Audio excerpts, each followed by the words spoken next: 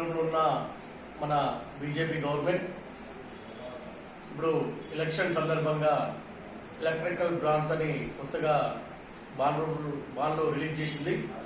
ఈ బాండ్ రూపం అంటే ఇండైరెక్ట్లా ఎలక్షన్ ఫండ్ వసూలు చేయడానికి అనే ఉద్దేశం ఉన్నది. ఇది అంటే సమాచార చట్టం ఉండగా కూడా ఇప్పుడు దీని యొక్క ఎవరైతే బాండ్లు కొనుగోలు చేసారో ఆ బాండ్ల యొక్క డీటెయిల్స్ ఇవ్వకుండా గోప్యంగా వస్తున్న ఈ బీజేపీ గవర్నమెంట్ ఇది ఇండైరెక్ట్లా ఎంతో కోట్ల ఎలక్షన్ దందా వసూలు చేసి అడ్డదారిగా దొంగదారిగా మళ్ళా ప్రభుత్వం రావడానికి ముందు పోదామని ప్రయత్నం చేస్తున్న ఈ నరేంద్ర మోడీ ఇకనైనా మేలు పెంచుకో.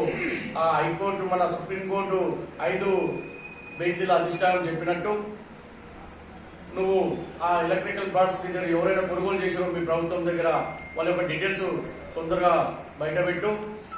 పబ్లిక్ కూడా గమనిస్తున్నారు. పబ్లిక్ కూడా ఈ సోషల్ మీడియా ఏదైతే ఎలక్ట్రానిక్ బాండ్స్ పైన బీజేపీ ప్రభుత్వం వేరే కాంగ్రెస్ పార్టీకి సంబంధించిన బాండ్స్కు సంబంధించి మరి అకౌంట్లను ఆఫ్ చేయడం జరిగింది.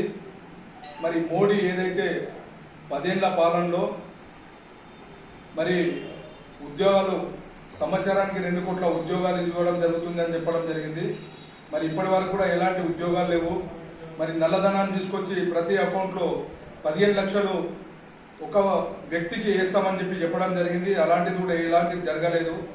మరి ఓన్లీ మాయమాటలు చెప్పి మరి మత కలహాలు సృష్టించి ఈరోజు పబ్బం గడుపుకొని 10 సంవత్సరాలు అధికారంలో ఉండి మరి ఎవరైతే అగ్నెస్ట్గా పోతే ఈడీ కేసులు అని చెప్పేసి సిబిఐ కేసులు అని చెప్పేసి లోపలేయడం జరిగింది.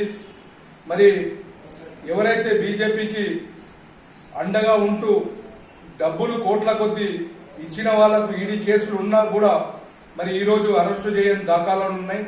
మరి అదేవిధంగా ఏదైతే మొన్న లిక్కర్ కేసులో కవితను అరెస్టు చేయడం జరిగింది. మరి అది కూడా ఎలక్షన్లో స్టంట్గానే భావించాల్సిన అవసరం ఉంది. మరి అదేవిధంగా అదే కేసులో ఇంకో 2 ఉంటే ఒక వ్యక్తి దగ్గర 50 కోట్లు ఇంకో వ్యక్తి దగ్గర డబ్బులు తీసుకొని ఎంపీ. నేను కాంగ్రెస్ పార్టీ టీపీసీసీ రాష్ట్ర అధికార ప్రతినిధి పల్లె రామచందర్ గౌడ్, ముఖ్యంగా జైరాబాద్ పార్లమెంట్ నియోజకవర్గ ఇన్ఛార్జ్ మరియు మెదక్ పార్లమెంట్ నియోజకవర్గ ఇన్ఛార్జ్. ఈరోజు ముఖ్యంగా బీజేపీ ప్రభుత్వం ఎలక్ట్రో బాండ్ల మీద ఎన్నో అవినీతి కార్యక్రమాలు చేయడం జరిగింది. వాళ్ళు ఈడీని, సిబిఐని, ఐటీని అడ్డం పెట్టుకొని విపరీతంగా ఇప్పటివరకు వాళ్ళు తెలిపిన వివరాల ప్రకారము 8,200 కోట్ల రూపాయల వరకు ప్రభుత్వానికి బీజేపీ పార్టీకి డొనేషన్ తీసుకోవడం జరిగింది. అది కొన్నిటి మీద ఆరోపణలు ఉన్నాయి. దాంట్లో మెగా అనుకోండి, కొన్ని సమస్యల మీద అదొక ఎత్తు. మరియు ఒకటి సెకండ్, కాంగ్రెస్ పార్టీకి సంబంధించిన పార్లమెంట్ సభ్యులు, లోకసభ సభ్యులు దానికి సంబంధించిన ప్రజాస్వామ్యబద్ధంగా న్యాయబద్ధంగా ఇచ్చిన డబ్బులు సుమారుగా 1,500 కోట్ల రూపాయల వరకు ఉన్నాయి. దానికి సంబంధించిన కాంగ్రెస్ పార్టీకి సంబంధించిన అకౌంట్స్ను 11 అకౌంట్స్ను యూత్ కాంగ్రెస్, ఎన్ఎస్యుఓ మరియు లోకసభకు సంబంధించిన కొన్ని 11 అకౌంట్లను ఫ్రీజ్ చేయడం జరిగింది. ఫ్రీజ్ చేయడం అంటే ఆపివేయడం జరిగింది. ఇప్పుడు మా దగ్గర కాంగ్రెస్ పార్టీకి సంబంధించిన వ్యక్తుల దగ్గర పార్టీ నాయకులను ప్రచారానికి మామూలు ఖర్చులకు కూడా లేని పరిస్థితి ఉంది. ట్రైన్ సౌకర్యంగాను ట్రైన్ నుంచి ఒక దగ్గరికి పోవడానికి, తర్వాత ఫ్లైట్లో కూడా పోవడానికి ఇబ్బందికరంగా ఉంది. ఈ ప్రజాస్వామ్యబద్ధంగా మనం వసూలు చేసిన ప్రజాస్వామ్యంలో ఉన్నామా లేకుంటే అప్రజాస్వామ్యంలో ఉన్నానని మోడీ గారిని హెచ్చరిస్తున్నాం. బీజేపీ పార్టీ దీన్ని అడ్డం పెట్టుకొని విపరీతంగా అన్యాయంగా ఎన్నో కంపెనీల దగ్గర తీసుకోవడం జరిగింది. దానికి ఉదాహరణలు కూడా ఉన్నాయి. అది కాపాడుకుంటూ 2017 కంటే ముందు అంటే 30 సంవత్సరాల ముందు ఉన్న అకౌంట్స్ ఇవ్వలేదని కాంగ్రెస్ పార్టీని సీజ్ చేయడం జరిగింది. నిజానికి ఈ కాంగ్రెస్ పార్టీకి సంబంధించి ఎలాంటి అవకతవకలు జరగలేదు.